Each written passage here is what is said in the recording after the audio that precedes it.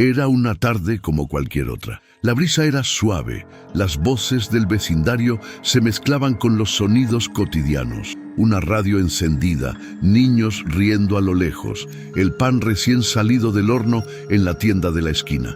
En una casa modesta, Mateo, de apenas 9 años, se alistaba para hacer un encargo breve, ir a comprar pan.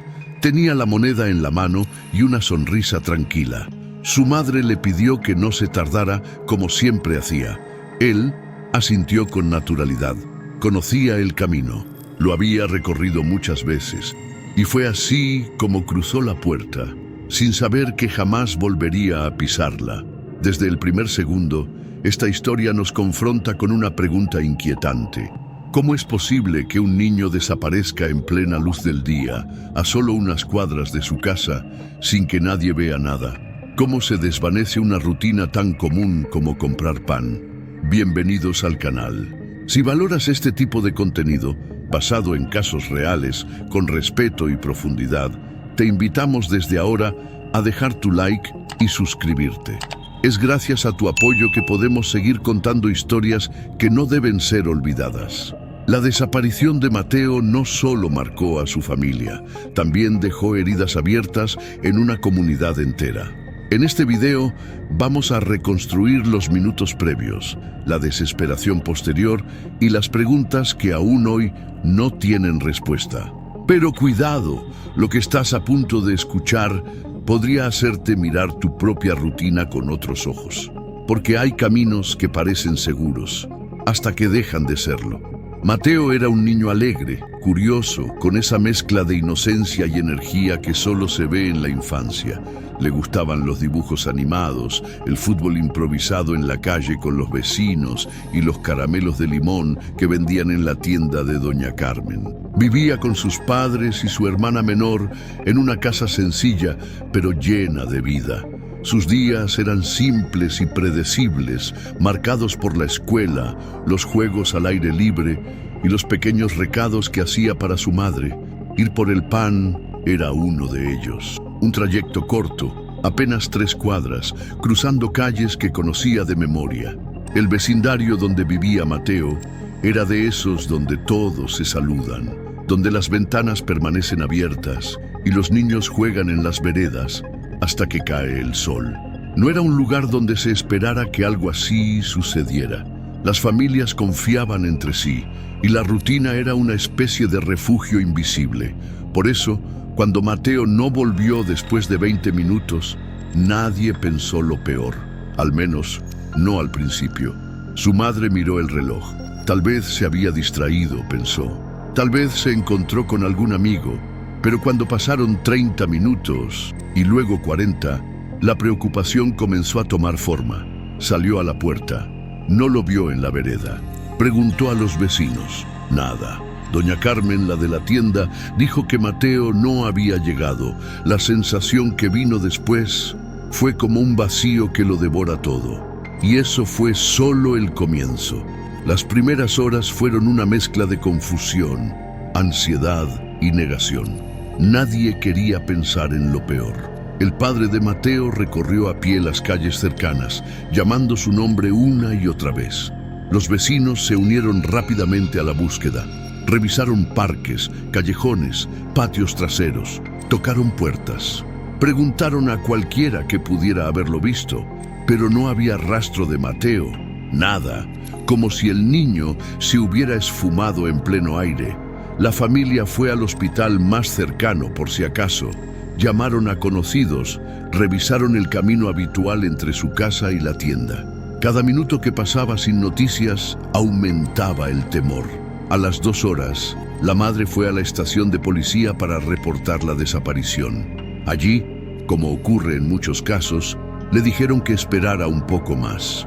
Que a veces los niños se distraen, que probablemente volvería solo. Pero Mateo no regresó. Esa noche fue eterna. La casa se convirtió en un lugar silencioso, donde el reloj marcaba cada segundo con una crueldad insoportable. Su cama permanecía intacta. Sus juguetes seguían en el suelo. Su voz ausente. La familia no dormía. Nadie podía dormir. Afuera, la comunidad empezaba a hablar. Algunos decían que lo habían visto horas antes, otros creían haberlo escuchado pasar. Pero nadie tenía información concreta, solo fragmentos, sombras, suposiciones. ¿Cómo puede desaparecer un niño a plena luz del día en su propio barrio sin que nadie sepa qué ocurrió? La respuesta, por ahora, seguía envuelta en el silencio.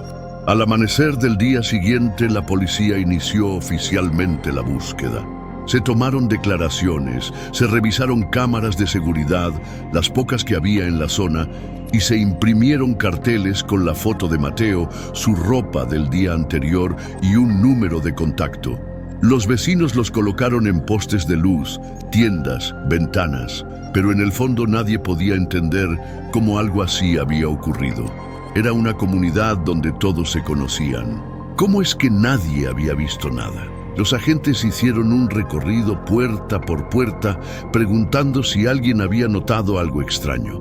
Una camioneta desconocida, un comportamiento fuera de lo común, un sonido inusual. Pero la mayoría respondía lo mismo: no, nada raro. Y sin embargo, Mateo no estaba. La tienda donde debía haber llegado, la de doña Carmen, estaba a apenas 3 calles de su casa. Ella insistió en que no lo había visto ese día. Revisaron su cámara de seguridad, pero era antigua, mal ubicada y no grabó nada útil. La frustración comenzaba a invadir no solo a la familia, sino también a los investigadores. Se comenzaron a considerar todas las posibilidades. ¿Y si Mateo se desvió del camino? ¿Y si alguien conocido lo hizo cambiar de rumbo? ¿Y si hubo una distracción, algo que lo hizo detenerse? Y en ese momento, los padres eran interrogados con delicadeza. La policía necesitaba entender toda la dinámica familiar, pero cada respuesta llevaba a lo mismo. Mateo no tenía razones para huir. No había conflictos, no había señales. Lo más desconcertante era la ausencia total de pistas. En los días siguientes, la angustia se convirtió en rutina. Las patrullas seguían circulando por el barrio, los voluntarios organizaban búsquedas en descampados, arroyos, zonas baldías. La familia ofrecía declaraciones a los medios con el rostro marcado por el cansancio y la esperanza quebrada. Cada día sin respuestas era una herida que no sanaba. Las redes sociales comenzaron a difundir la foto de Mateo. La imagen de su rostro se volvió familiar para miles de personas que, sin conocerlo, sentían el vacío de su ausencia. A cada llamada telefónica, el corazón de la madre latía más fuerte. A cada rumor, el padre salía corriendo sin pensar, pero una y otra vez regresaban con las manos vacías. Una tarde, alguien dijo haber visto a un niño parecido caminando junto a un adulto en un barrio cercano. La policía acudió de inmediato. Interrogaron al hombre, revisaron la descripción, pero no era Mateo, no era él. Otro hilo cortado antes de tiempo. Poco a poco comenzaron a llegar llamadas anónimas. Algunas decían saber dónde estaba, otras aseguraban que lo habían visto en otra ciudad. Ninguna de esas pistas se confirmó. Muchas eran bromas crueles. Algunas parecían solo intentos de confundir. La comunidad empezaba a dividirse entre quienes seguían ayudando y quienes preferían no hablar más del tema. Había silencio en ciertas casas, miradas esquivas y susurros que flotaban en el aire. ¿Y si alguien sabía más de lo que decía? La pregunta se volvía más incómoda con cada día que pasaba. Con el paso de las semanas, el caso de Mateo dejó de ser solo una búsqueda y se convirtió en un misterio. La policía ya no hablaba de un simple extravío. Las hipótesis se ampliaron, aunque ninguna podía sostenerse con certeza. Se exploraron ideas que iban desde un desvío accidental hasta la intervención de alguien conocido. Pero todo seguía siendo especulación. Algunos vecinos comenzaron a hablar en voz baja sobre una camioneta sospechosa que había sido vista días antes rondando la zona. Otros mencionaban que Mateo, aunque tímido, solía saludar a todo el mundo. ¿Y si alguien se había ganado su confianza? ¿Y si el peligro no vino de fuera, sino desde donde menos se esperaba? Se intentó reconstruir cada minuto previo a su desaparición. ¿Quién estaba en la calle? ¿Qué autos pasaron? ¿Qué sonidos se escucharon? Se entrevistaron a repartidores, comerciantes, empleados municipales. Nadie parecía tener información útil, o si la tenían, no la compartían. En este punto, la familia vivía en una especie de limbo. No había despedida, pero tampoco reencuentro. La vida seguía, sí, pero cada acción cotidiana estaba atravesada por la ausencia. La madre dejó de cocinar sus platos favoritos. La hermana menor dormía con una de sus camisetas. El padre mantenía el celular cargado día y noche, por si acaso sonaba. Y mientras tanto, una pregunta se instalaba en todos los que seguían el caso. ¿Cómo puede un niño desaparecer sin dejar absolutamente ningún rastro? Una pregunta sin eco y sin respuesta. Pasaron meses. La ciudad seguía su curso, pero en aquella casa el tiempo parecía detenido.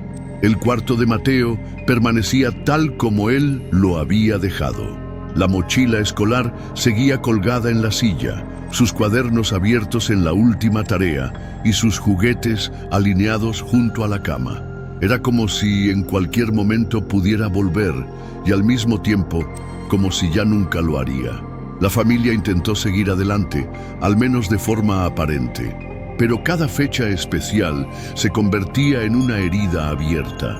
Su cumpleaños, el inicio del año escolar, las fiestas. La madre, a pesar del dolor, se aferraba a la idea de que algún día volvería a abrazarlo. El padre, más silencioso, buscaba respuestas en silencio, leyendo foros, revisando casos similares, buscando patrones, cualquier cosa que le diera sentido a lo que vivían. La prensa, que al inicio cubrió el caso intensamente, fue perdiendo el interés. Las noticias más recientes ocuparon los titulares, pero algunos medios independientes seguían atentos. Gracias a ellos, el caso de Mateo no cayó del todo en el olvido. En la comunidad, el tema se volvió incómodo. Algunos vecinos evitaban hablar. Otros, por miedo o culpa, comenzaron a guardar silencio. La esperanza, sin embargo, no se apagó del todo. Aún llegaban cartas, mensajes, llamadas de personas que aseguraban haberlo visto, aunque ninguna de esas pistas llevó a una conclusión concreta. Y mientras más tiempo pasaba, más difícil era ignorar una posibilidad dolorosa: que alguien en algún lugar supiera la verdad y decidiera callarla. Con el paso de los años, la investigación oficial fue perdiendo fuerza. Los agentes asignados al caso cambiaron, los documentos se archivaron, y lo que alguna vez fue una operación activa se convirtió en una carpeta marcada como pendiente. Pero para la familia, el caso nunca fue cerrado. Cada día sin respuestas era una confirmación de que no podían dejar de buscar. Los padres de Mateo se convirtieron en activistas silenciosos. Participaban en reuniones, apoyaban a otras familias con hijos desaparecidos, compartían su historia una y otra vez. No por exposición, sino por necesidad. Porque mientras más personas supieran su nombre, más posibilidades había, aunque mínimas, de obtener una pista real. A veces surgía una nueva teoría. Un rostro similar visto en otra ciudad, un dibujo infantil publicado en redes sociales, un detalle que parecía insignificante, pero que encendía una chispa de esperanza. Sin embargo, una y otra vez, esas pistas se desvanecían como humo. A esta altura del video, queremos hacer una pausa para agradecerte por acompañarnos hasta aquí. Si este caso te ha conmovido o hecho reflexionar, te pedimos que nos apoyes dejando tu like y suscribiéndote al canal. Así podremos seguir dando voz a historias que merecen ser contadas. Y si tú también sientes que este caso no debería quedar en el olvido, continúa con nosotros, porque aún queda mucho por reconstruir. Y porque tal vez, solo tal vez, alguien que escuche esta historia recuerde algo importante. Hoy, más de una década después, el caso de Mateo sigue sin resolverse. En los registros policiales aparece como desaparición no esclarecida. Pero para quienes lo conocieron, sigue siendo una herida abierta, una historia sin final, una pregunta sin respuesta. La comunidad donde vivía ha cambiado. Nuevas familias llegaron, algunos vecinos se mudaron, pero quienes recuerdan ese día aún miran la calle con cierta desconfianza. La tienda donde Mateo debía comprar el pan ya no existe. En su lugar hay otro negocio, otros dueños, otra rutina, pero el vacío permanece. Hay quienes creen que alguien en ese barrio supo más de lo que dijo, que entre los silencios y las versiones confusas se escondía una verdad que nunca fue revelada.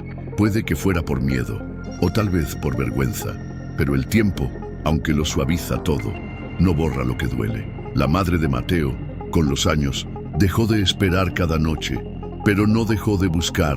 Su lucha se transformó en un acto de memoria, una forma de decir: mi hijo existió, su historia importa, porque mientras haya alguien que la cuente, Mateo seguirá estando aquí. Y ahora queremos invitarte a ser parte de eso. Si esta historia te tocó, si crees que aún puede haber alguien que recuerde algo, deja tu comentario. ¿Qué piensas que pudo haber ocurrido? ¿Crees que hay alguien que aún guarda un secreto? No olvides suscribirte al canal y ver otros casos como este, porque mientras hablemos de ellos, no estarán del todo perdidos.